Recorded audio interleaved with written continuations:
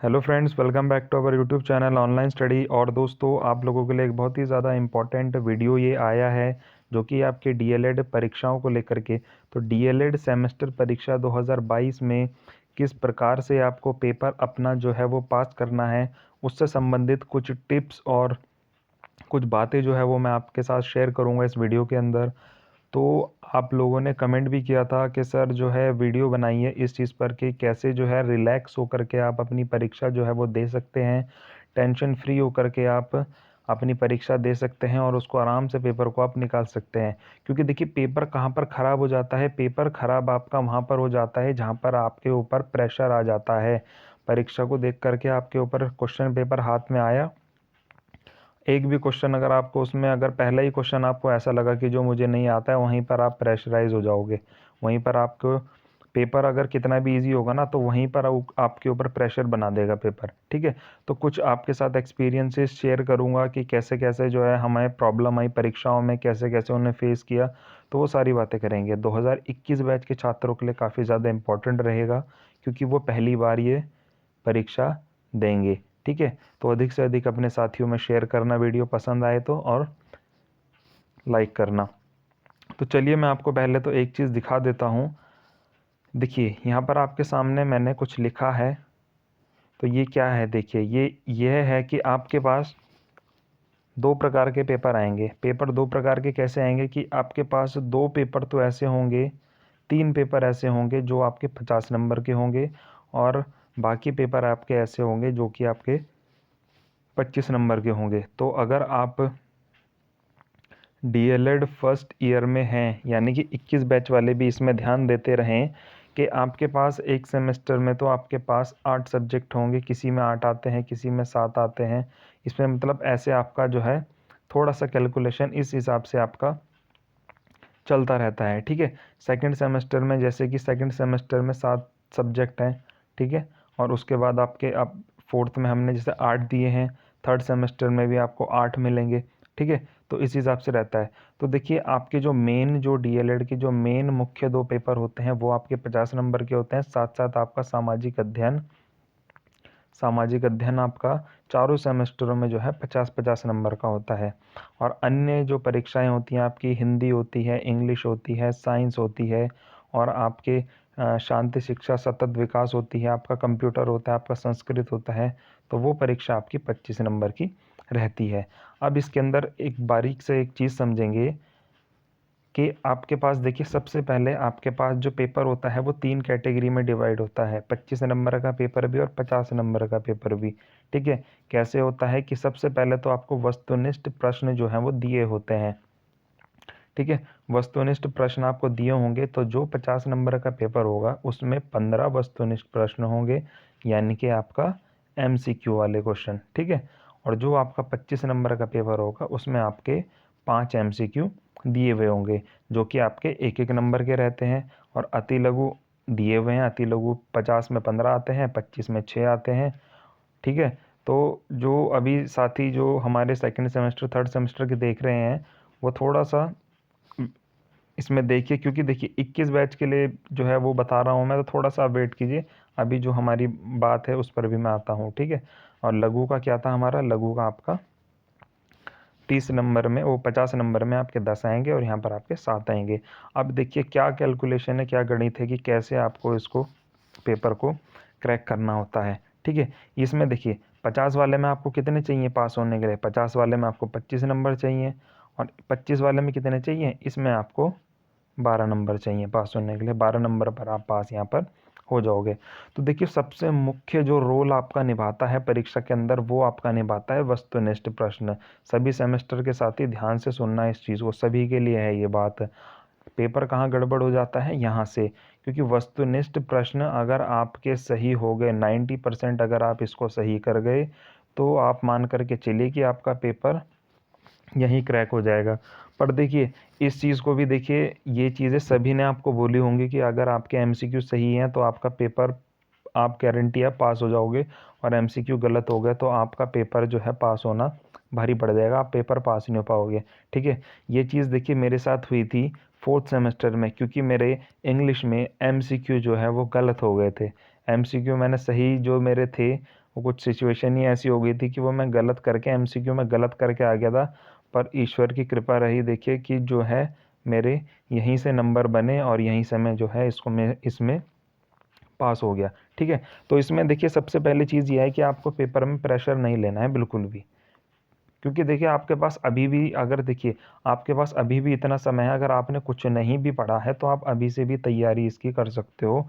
ठीक है, क्योंकि देखिए जब 8-8 सब्जेक्ट का पेपर की तैयारी अगर 1 महीने में हम लोग कर सकते हैं, तो क्या एक सब्जेक्ट की तैयारी नहीं कर सकते? जिनकी बैक लगी हुई थी, एक सब्जेक्ट की तैयारी नहीं कर सकते? दूसरी बात, थर्ड सेमेस्टर आप पढ़ चुके हो, अब तक मुझे पता है आप लोग थर्ड सेमेस्टर पढ़ चुके हो।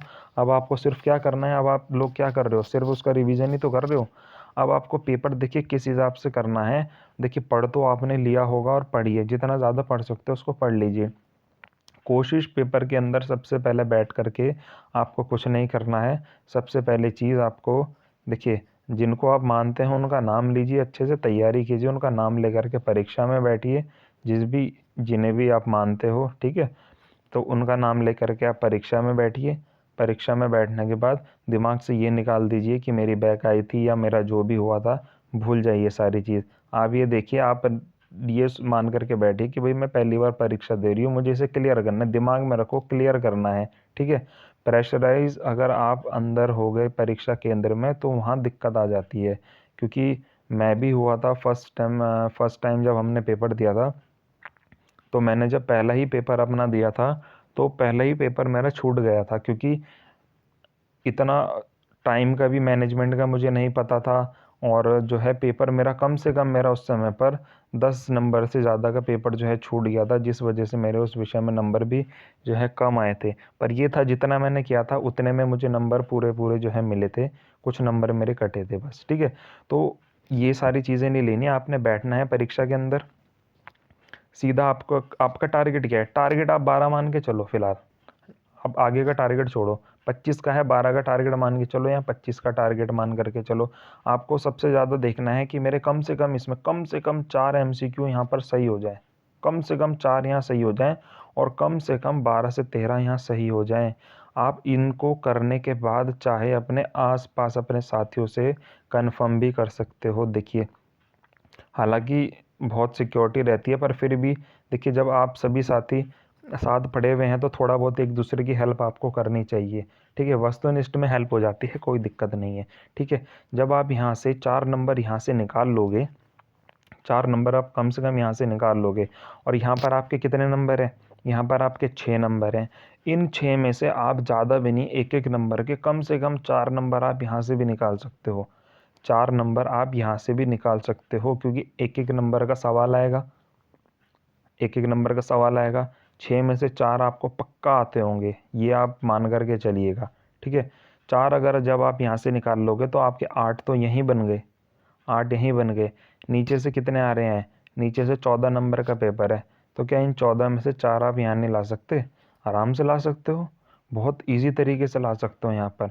अब देखिए मैथ्स में क्या होता है, मैथ्स में दिक्कत आती है ना, मैथ्स में टारगेट करिए 2-2 नंबर वालों को। आप ये देखो मैथ्स में, देखिए एक तो सबसे सिंपल सवाल तो आपका वही आ जाता है, कौन सा, कौन सा आ जाता है आपका, जो आपका बारंबारता वाला होता है। ठीक है, 2 नंबर का तो आपका वही सवाल आ जाता है। उसके बाद आपने अगर 4 एमसीक्यू भी लगा दिए, आप अभी फ़िलहाल ये समझ के चलो 4 आपने एमसीक्यू भी कर दिए, कितने हो गए आपके, 6 हो गए। ठीक है, उसके बाद आप मान लीजिए आपने इन 6 में से आप यहाँ से 3 लिया है, 3 यहाँ से भी लिया है आप, कितने हो जाएंगे आपके पास, 9 नंबर ही हो जाएंगे। तो क्या 7 नंबर वाले में से आप क्या सिर्फ यही बारंबारता वाला करोगे? एक आपको इसमें एक आपको इसमें बारंबारता के, देखिए बारंबारता आपका 4 नंबर का भी आता है, हमारा आया था जो पेपर कैंसिल हुआ था, 4 नंबर का आया था उसके अंदर। ठीक है, और दूसरी चीज़ इसके अंदर आपसे पूछ लेगा जो शेप्स आती हैं, जो आपका लास्ट वाला चैप्टर होता है, और हर उसमें उसमें जो क्वेश्चन आता है वो बहुत ईजी होता है, वो भी आप आराम से कर सकते हो। ठीक है, तो बहुत ज़्यादा जो है कठिन नहीं है। कठिन बन जाता है पेपर तब जब आप डर जाते हो, तब आपका पेपर कठिन बन जाता है, वरना कठिन नहीं होता है। इसी प्रकार से आपको इसमें भी टारगेट जो है वो लेकर के चलना है, 25 नंबर लाने हैं। आधा पेपर तो है आपको, आप टारगेट आधे का ही जो लेकर के चलो, पूरे का लेकर के मत चलो। आप ऐसे आप ये सोचो मुझे 25 करने हैं पूरे, तो आप कर पाओगे। अगर आप पूरा अगर टारगेट आप लेकर के बैठोगे 1 घंटे में मुझे सारा सॉल्व करना है, तो आप गलत करते चले जाओगे।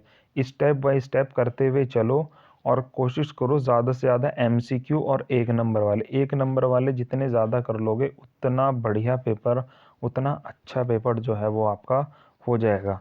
ठीक है, यही चीज़ें हमने भी एक्सपीरियंस की अपने बीटीसी के दौरान, कि प्रेशर तो देखिए हम पे भी आया था, क्योंकि जिन सिचुएशनों में आप लोग पेपर दे रहे हो उन सिचुएशनों में पेपर जो है हमने भी दिए हैं, पर आपके साथ थोड़ी सी दिक्कत ये आ गई है बैक वाली, और दूसरा प्रमोट वाला जो सीन है, पर वो इसमें मैं बात नहीं करूँगा, क्योंकि वीडियो जो है वो सिर्फ इसीलिए बनाया गया है कि कैसे आपको जो है परीक्षा केंद्र में जा कर के प्रश्न पत्र हल करना है। ठीक है, तो टारगेट बना करके चलना है अपना, और 12 नंबर जो है वो आपको लाने हैं। तो आप यही देख के चलिए कि एमसीक्यू तो ज़्यादा से ज़्यादा सही हो, और एक एक नंबर के जो अति लघु हैं ये ज़्यादा से ज़्यादा सही हो, तो यही आपका पेपर आराम से निकलवा देंगे। अगर आप इन 11 नंबर में से, इन 11 में से अगर आप 8 नंबर भी यहाँ पर ले आए, तो क्या आप 4 यहाँ पर नहीं ला सकते? आराम से ला सकते हो। ठीक है, तो ये सोच कर के आप पेपर देने जाइए। अगर आपको मेरी दी हुई जानकारी से कुछ लाभ अगर मिला है, या आपको लगा है कि कुछ आपके जो है डाउट्स क्लियर हुए हों, तो आप कमेंट करके ज़रूर बताइए। धन्यवाद। और कोई जानकारी आपको विषय से रिलेटेड या किसी चीज़ से रिलेटेड चाहिए होगी, तो आप लोग मुझे कमेंट कर सकते हैं। Thank you.